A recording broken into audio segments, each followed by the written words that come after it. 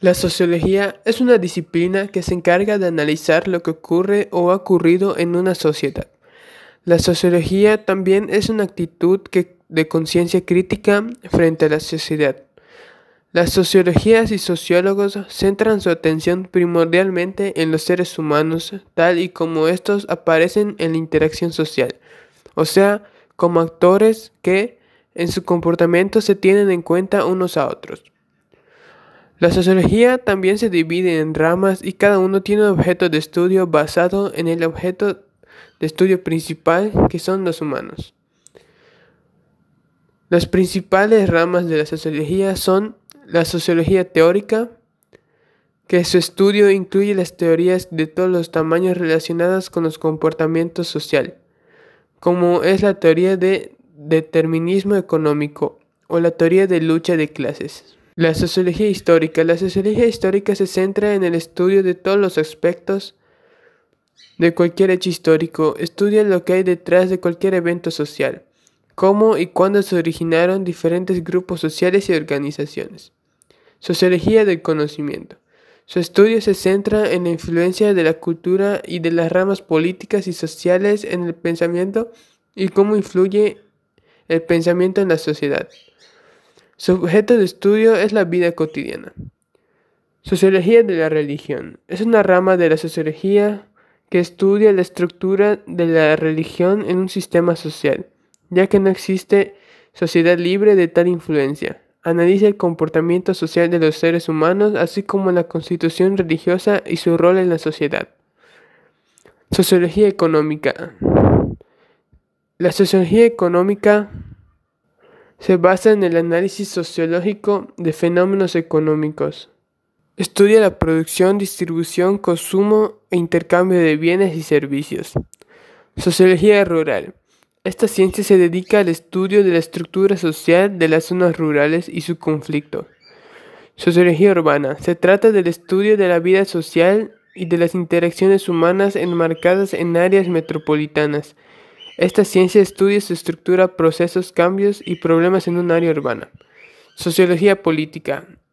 Esta ciencia estudia las diferentes ideologías políticas, sus orígenes, desarrollo y funciones. Sociología demográfica. La sociología se basa en este estudio de la sociedad, y las sociedades están compuestas de personas. La sociología demográfica se encarga de determinar la tasa de población. Sociología industrial. Esta rama de la sociología se encarga del estudio de las relaciones humanas con la industria. Estudia diferentes organizaciones industriales e instituciones. Sociología de la educación. La sociología de la educación estudia al estudio de diferentes instituciones educativas en varios lugares con el propósito de estudiar cómo la educación cambia la perspectiva de una persona.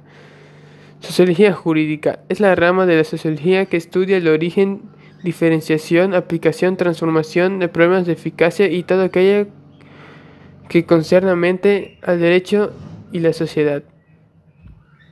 A continuación, uno de los temas más importantes es sobre los factores que dieron origen a la sociología.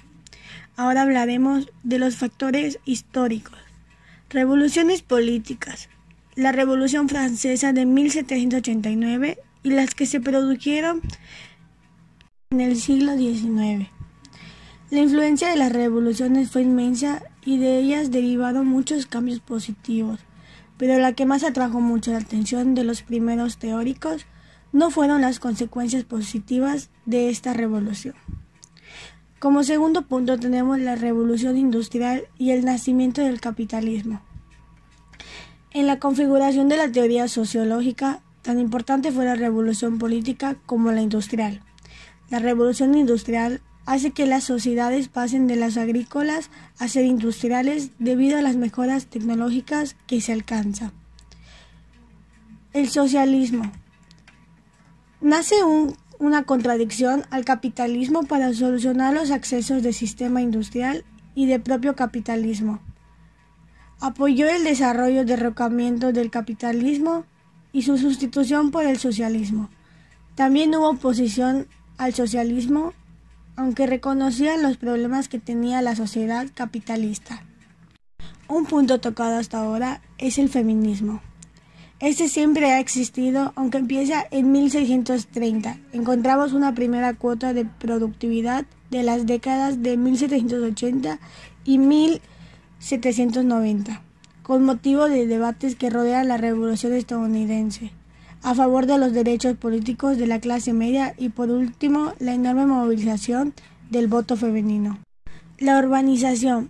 Esta fue producto de la inmigración masiva, por lo que la expansión de las ciudades produjo un sistema de problemas urbanos, como la manifestación, la contaminación, el ruido, el tráfico. La naturaleza de esta vida urbana y sus problemas atrajeron la atención de muchos sociólogos clásicos. Cambio religioso. Los cambios sociales tuvieron profundo efecto en las regiones.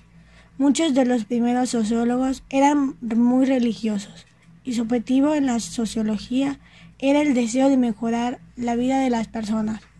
Por ejemplo, Durkheim dedicó una de las principales obras a la religión. Como podemos ver, los factores y condiciones sociales, así como los sucesos históricos del siglo XIX, son muy importantes. La influencia de estas revoluciones fue inmensa y de ellas derivaron muchísimos cambios. Contrato social, nacimiento de la sociedad, nueva burguesía, crecimiento y impuestos del capitalismo, el incremento de la industria y las ciudades. Iba acompañado por la ruina en masas, por los campesinos, artesanos y pequeños propietarios, la revolución industrial y el capitalismo. Las personas experimentan varios comportamientos a lo largo del tiempo, así como cambios de humor por diversas experiencias de su vida, ya sean malas o buenas. En nuestro entorno influye nuestra forma y manera de ser, aquella que se considera buena ante la sociedad. Por ejemplo, cuando ayudas a una persona mayor de edad a cruzar la calle, la gente de tu alrededor observa cómo eres bondadoso y amable. La gente que observó tus valores querrá hablarte o te mirará de buena manera sin pensar nada malo sobre ti. Por lo contrario, si mostramos una actividad agresiva, deja de ver claramente lo enojados que estamos y la sociedad podría creer que somos personas violentas.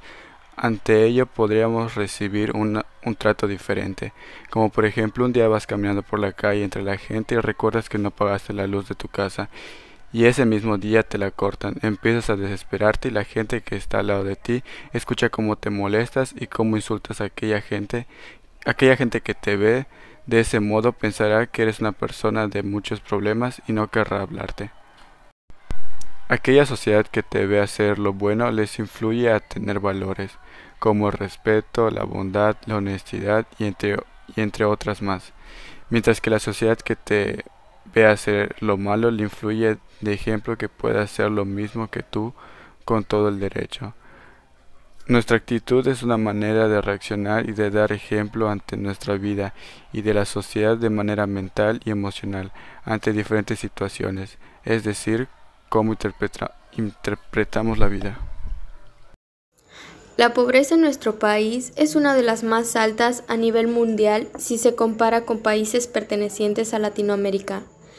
Entre la sociedad mexicana hay una gran variedad de personas desempleadas y sin algún sustento económico para sus familias y para el desarrollo del país, ya que los ingresos dados por obreros y trabajadores mexicanos también son las ganancias del país, para lograr invertir en el desarrollo del mismo y mejorar la calidad de vida de los ciudadanos. La pobreza es generada por un mal manejo de las ganancias que obtiene el país, no mejorar la tecnología para el trabajo de las fábricas y empresas como Pemex, que al mejorar sus plantas de petróleo podría provocar mejores ganancias para el país y para esa misma empresa, también dando un mejor aprovechamiento del mismo recurso, como es el petróleo. El analfabetismo perjudica socialmente, ya que el país tiene altos números de personas desempleadas y que están llenas de conformidad, tanto laboral como educativamente. Hay varias clasificaciones con las que se puede definir al mexicano, y una de ellas es que somos personas conformistas. De igual manera, el mexicano prefiere dar empleo a personas extranjeras mucho antes que a su propia gente.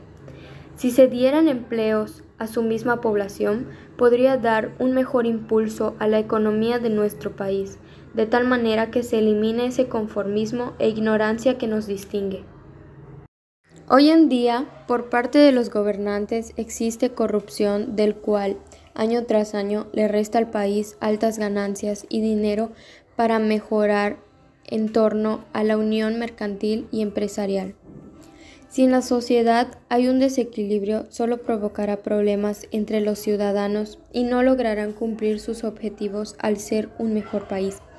Pero si no se elimina la corrupción, el analfabetismo y el conformismo, no se podrá eliminar la pobreza y no llegaremos a ser una mejor sociedad. Esto es trabajo de todos si queremos mejorar.